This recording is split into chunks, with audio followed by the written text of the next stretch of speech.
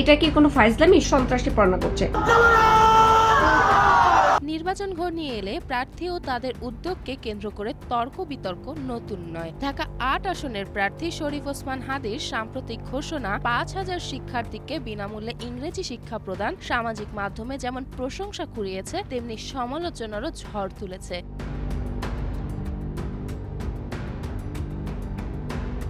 একদিকে অনেকে মনে করছেন বর্তমান সময়ে দক্ষতা, উন্নয়নমূলক উদ্যোগ রাজনীতিকে আরো জনমুখী করে, অন্যদিকে সাবেক এনসিপি নেত্রী নীলা ইসরাফিলের কঠোর সমালোচনা পুরো বিতর্ককে অন্য মাত্রা দিয়েছে।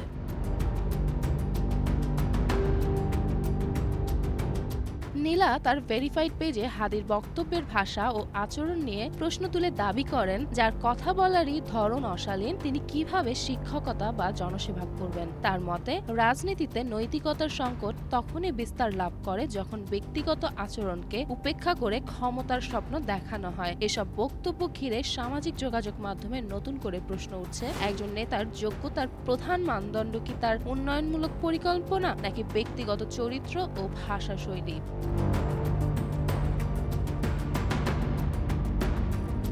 এই বিতর্কের কেন্দ্র রয়েছে রাজনৈতিক সংস্কৃতি ও দায়বদ্ধতার প্রশ্ন। মানুষ একদিকে উদ্যোগকে স্বাগত জানাচ্ছে, আবার অন্যদিকে নেতার ব্যক্তিত্ব ও অতীত আচরণের মূল্যায়ন করছে।